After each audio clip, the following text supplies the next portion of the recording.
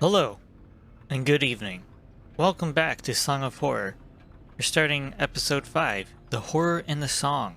Now, you won't know this, but this is the 4th time I'm doing this, I think.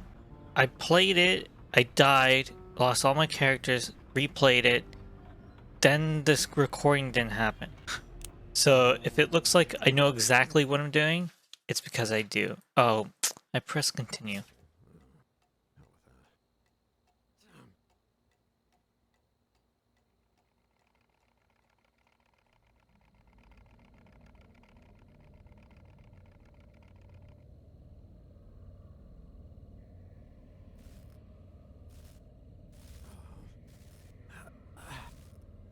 What?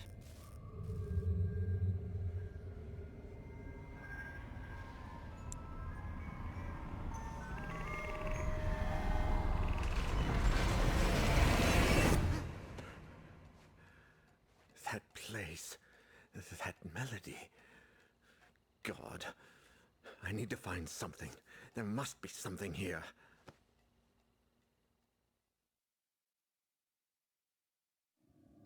Faber, Husher, every single person who attended that cursed concert in the Abbey, the entire Legrand-Amsberg family and I, we all heard the song. Argos Legrand's diary, which I found in that place beyond reality, was my only hope of unveiling something, anything that could take me down a different path than the rest. And yet, Legrand's notes seemed like nothing more than erratic and incoherent ramblings of a broken mind, so demented that no one could put them together in any order, much less understand them. But I found something towards the end that made some kind of sense.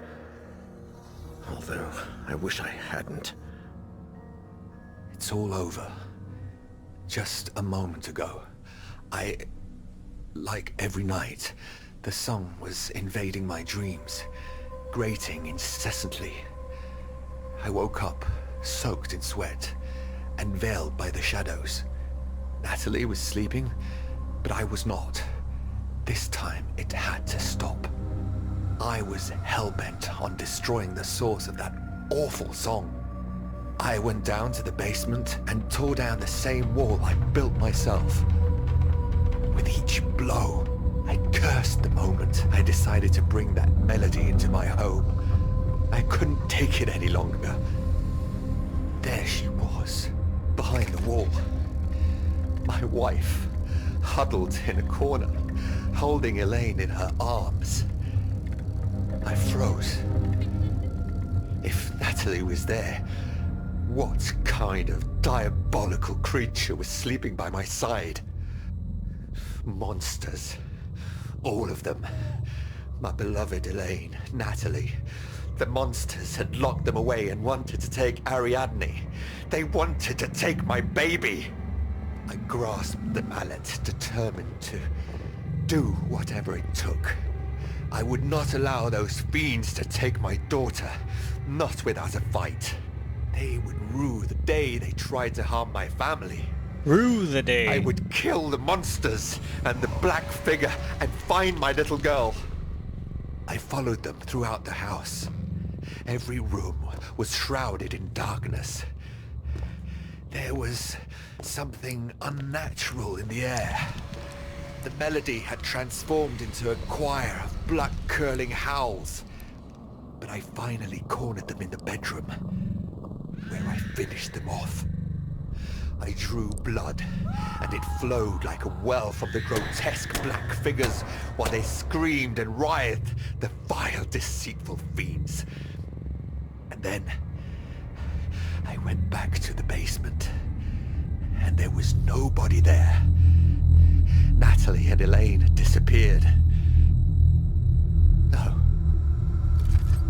that isn't true. They had not disappeared. They had never been down there. They were upstairs, in the bedroom, where I had left them. There were no monsters in the house. Except me. Oops. Only me. Only me. And the presence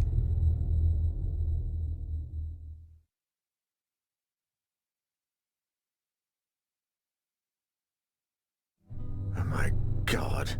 It ends like this? Wait, what is this? Jeremy It's a Hartwood horrible Mental ending. Hospital, 1920.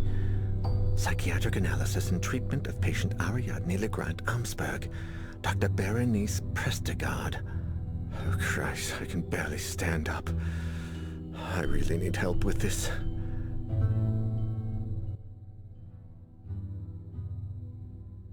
Okay, so as you saw in Argos Legrand Amsberg's diary, he was tricked into killing his entire family, and then he killed himself and left little baby Ariadne.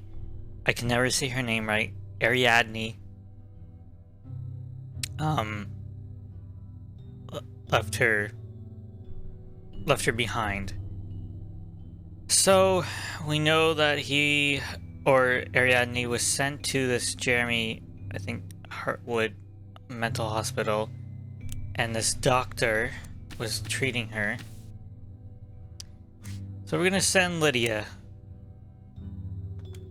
Good old Lidia. You don't need to hear him. He's just like, can you go please check this thing out for me? I know that we don't talk much and blah blah blah. She's like, sure, no problem.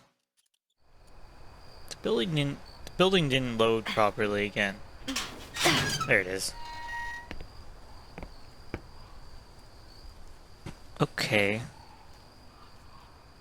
So this is it. Jeremy Hartwood Hospital. An old mental health institution for the rich turned dump. Or something worse. Alright, the I should first take a look thing... at that old power generator. Yeah, the first thing you need to do... You pull on this cord, and it comes off. Damn it. I think I overdid it. Of course, you need to check every door. I always do.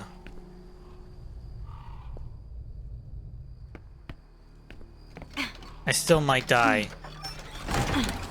Not in this particular door, but any future door, because sometimes it sneaks up on you. You don't really know what you're doing. Daniel, you didn't overcome your alcohol addiction to let this...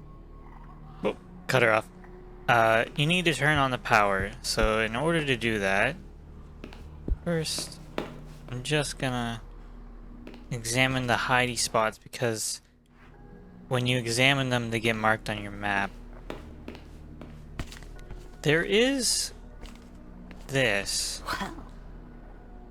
stapler, which I still haven't grabbed each time I've played through this, so I'm just gonna leave that alone.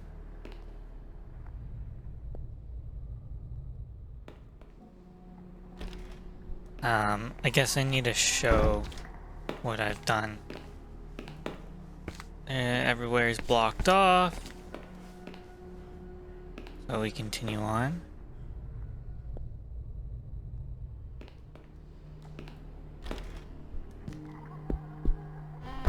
This is like a dining room. Oh, there's a note here. Oh yeah, so there was a dismantling crew going through here. It says, notice it says they won't you tied a thick cable around one of the fridge doors to keep it sealed. They don't want to open it, even though scores of tools and kitchen utensils are back there. Right, so that comes in to play later. There's something on the table. There's something on the table. Yes, there is, and I will show the solution as fast as I can. So you're just assembling the photo. I found is to use the edges. I think this one goes here.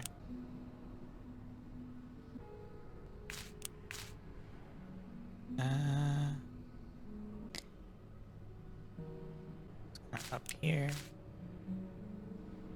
This goes here. Guy's face. But you have to be somewhat precise, and you'll see. Then this one. This is... So this is like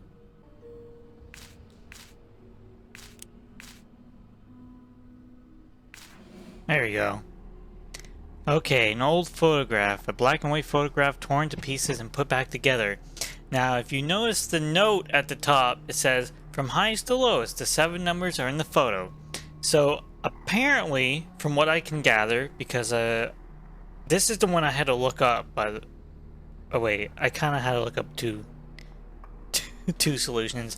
I was just not having a good day, okay? Apparently, what you're supposed to understand from this clue is when it says from highest to lowest, so the numbers that you're finding, the numbers that you need are ordered from highest to lowest.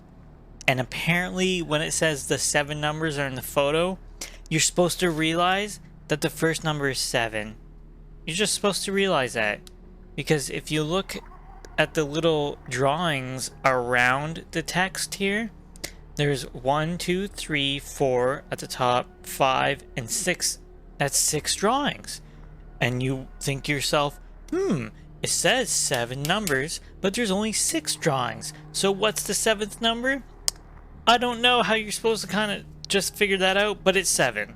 So then you look at the drawings, and this is the way I came up with it.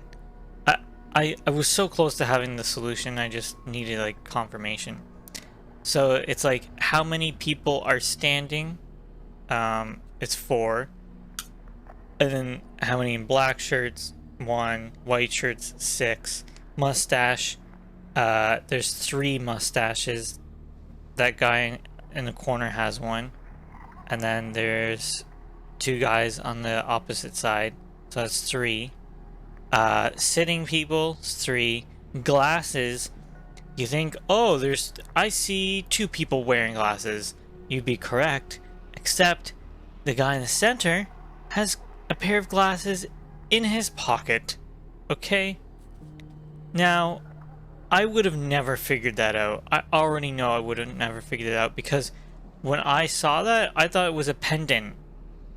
Like a pin of some sort. So I wouldn't think to myself, oh yeah, that's probably a pair of glasses. So the solution, now you have to order the numbers from highest to lowest, is 7643331. Okay? That'll come into play later, like I said. And the reason why I'm like harping on it and semi-annoyed is because I was so close. And when I'm so close to figuring something out, I just feel stupid that I couldn't figure it out. Oh. Let's see if there's a hiding spot in here. Yeah, right there.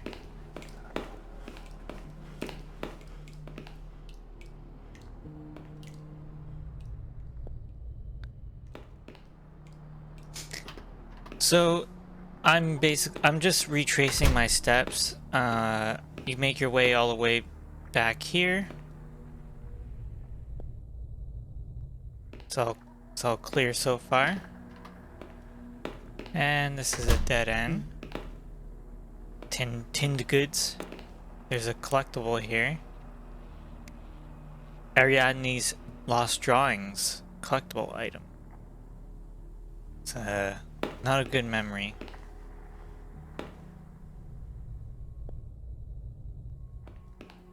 And the reason why I listen to a door that I know there's no monster is because I don't know if the game puts random monsters. Like if it's random or not. Then we have this like rope or cord here. Cable. And yes, of course you want to take the cable.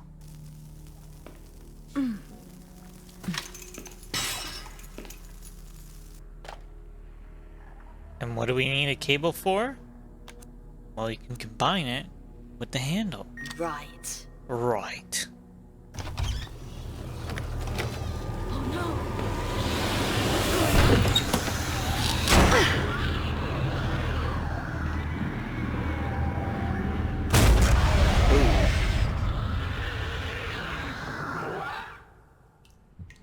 Okay. What was that? So we look back in there. I can't risk going in there if it's dark. It doesn't like the light.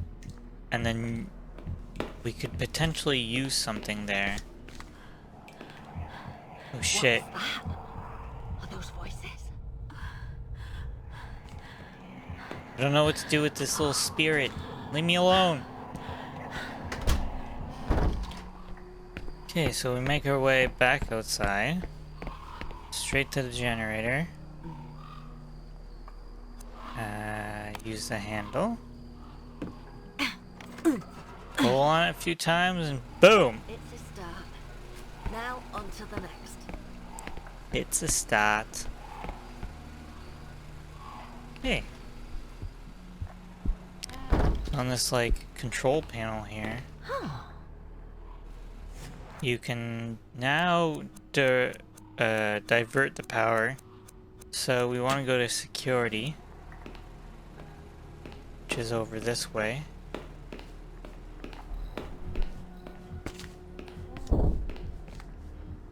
I'm hearing lots of stuff. There's a rusted handle here. Okay. I wonder if we can fix that, but I don't think so. So, looking at the panel, this is your clue. Again, I explained how it's solved. So 7, 6, 4, 3, 3, 3, 1, check. Boom.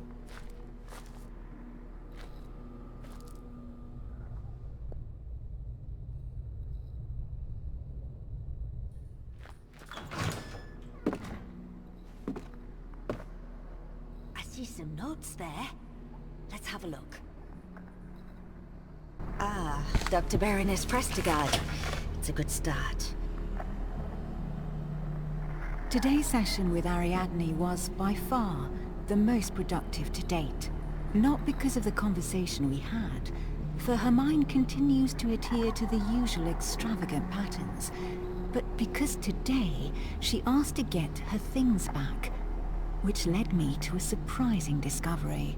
Down in the storage room, I was convinced I would not find any of the belongings taken from her when she was admitted, but there was nothing further from the truth. There was a diary and a music box. After handing the box to Ariadne, I quickly browsed through the diary, which apparently belonged to her father, and that's where it gets interesting.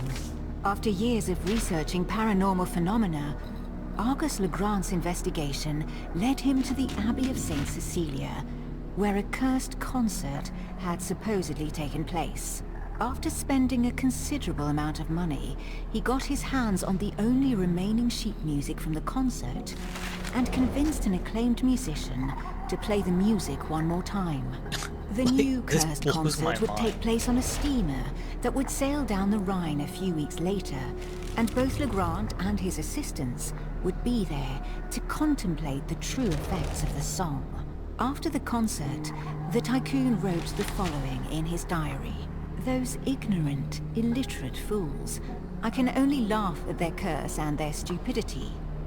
The only misfortune that damn song has brought is a hole in my bank account. Alas, at least I take the melody with me. I will have it recorded and play it each day for my family. Ha! Those drunk, lazy bastards. Their misfortune was caused by their own stupidity and bad blood. Wanting to put the blame on a song is yet another sample of their total lack of culture. Argus Legrand never knew that the steamer suffered a strange accident, just hours after he got off, that killed everyone on board. And yet his thoughts on the melody eventually changed. They did indeed change. I can't believe it. Daniel wasn't exaggerating. This is much worse than I ever imagined. User manuals for outdated appliances. Yeah, this whole diary entry blows my mind. Okay, so Argus Legrand is investigating down these supernatural paths, and like finally finds this crazy song where everyone is slaughtered in St. Cecilia's Abbey, and then instead of, like, you know, wanting never to play that song, he buys, I don't know how, but he buys it from who knows what or who knows who,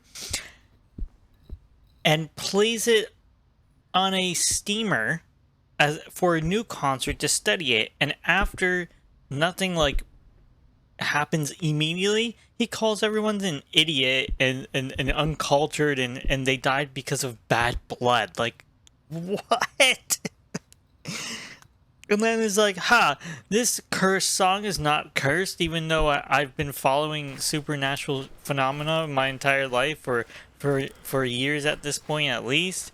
I'm gonna play it for my family. Nothing can go wrong.